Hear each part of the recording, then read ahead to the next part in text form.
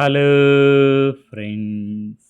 మనం Andhra Pradesh public service commission వారు conduct చేసినటువంటి endowments department executive officers grade 3 ఎగ్జామ్లో 5 టాపిక్స్ నుంచి ప్రశ్నలను పరిశీలించాం. ఆ 5 టాపిక్స్ ఏంటంటే రామాయణం, మహాభారతం, భాగవతం, హిందూ పురాణం, టెంపుల్ ఆగమాస్. మనం ఇప్పుడు 6th topic Hindu festivals that will be celebrated in different parts of India, classical fine arts of Indian origin సంబంధించి కొన్ని ప్రశ్నలను పరిశీలిద్దాం. మొదటి ప్రశ్న, పూరి రథయాత్రలో ఏ ముగ్గురు దేవతలను రథాల్లో తీసుకెళ్తారు? పూరి జగన్నాథుడు.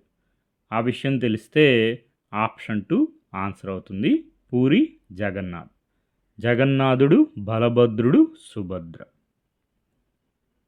దీపాల పండుగగా ప్రసిద్ధి పొంది శ్రీరాముడు అయోధ్యకు తిరిగి వచ్చిన సందర్భంగా జరుపుకునే పండుగ ఏది? దీపాల పండుగ Deepavali. Festival of lights Diwali. వసంత ఋతు ఆగమాన్ని రంగుల నీటితో జరుపుకునే పండుగ ఏది? Holi. Festival of colours Holi. ఆంధ్రప్రదేశ్లో తిరుమలలోని శ్రీ వెంకటేశ్వర స్వామి వారికి అద్భుతంగా జరుపుకునే ఉత్సవం ఏది? బ్రహ్మాండ నాయకుని బ్రహ్మోత్సవం. ఆంధ్రప్రదేశ్లో తిరుమలలోని శ్రీ వెంకటేశ్వర స్వామి వారికి అద్భుతంగా జరుపుకునే ఉత్సవం బ్రహ్మోత్సవం. ఉత్సవంలో అవబృధము ఎప్పుడు ఆచరిస్తారు? బ్రహ్మోత్సవాల్లో చక్రస్థానం మనకి చివరి రోజు ఆచరించడం జరుగుతుంది. అవబృధము అంటే చక్రస్థానం. ఉత్సవంలో అవబృధం ఎప్పుడు ఆచరిస్తారు? ఉత్సవాంతంలో, at the end of the festival. Ramanavami ఏ తెలుగు నెలలో జరపబడుతుంది? చైత్రంలో. ఉగాది తర్వాత వస్తుంది శ్రీరామనవమి, చైత్రమాసంలో. ఉత్తర భారతదేశంలో శ్రీరాముడు రావణుని జయించిన సందర్భంలో జరుపుకునే పండగ ఏది? దసరా. విజయదశమి.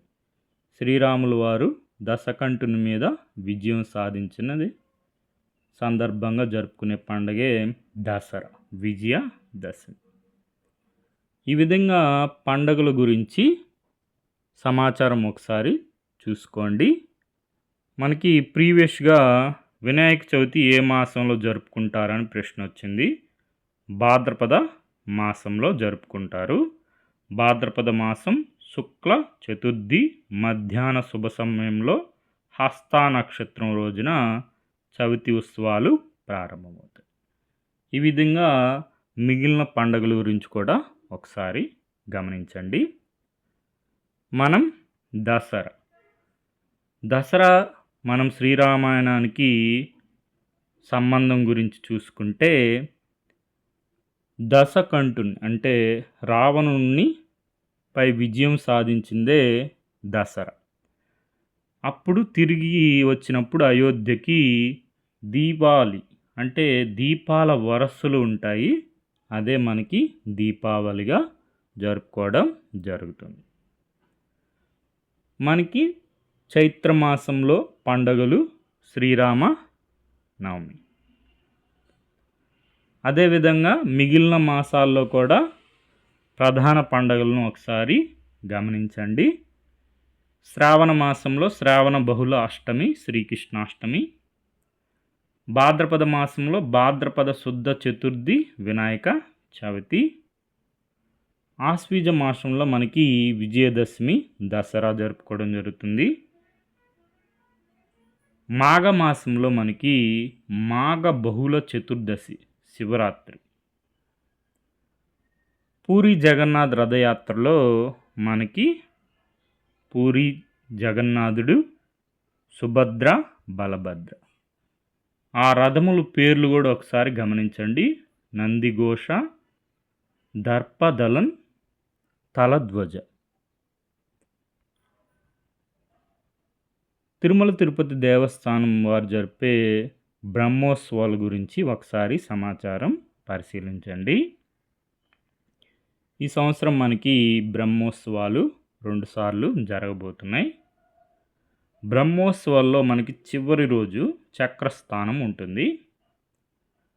చక్రస్థానం మనకి 9వ రోజు ఉంటుంది. 5వ రోజు గరుడ సేవ ఉంటుంది. చక్రస్థానం ఎక్కడ జరుగుతుంది? స్వామి పుష్కరిణిలో జరుగుతుంది. స్వామి పుష్కరిణి ఏ క్షేత్రంలో ఉన్నది? తిరుమల క్షేత్రంలో ఉన్నది. ఈ చక్రస్థానాన్ని మనం అవబృధం అంటాం.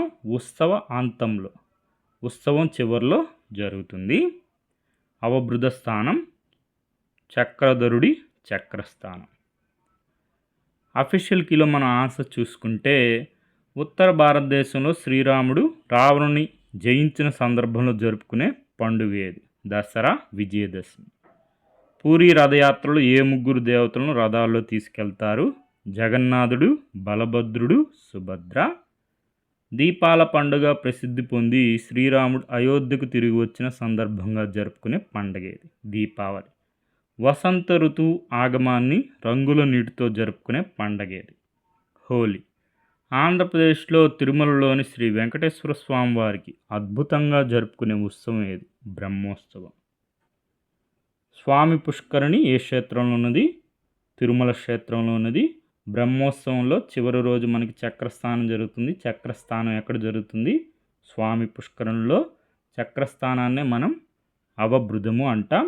అవబృధము మనకి ఉత్సవాంతంలో జరుగుతుంది. Okay friends, thank you for watching.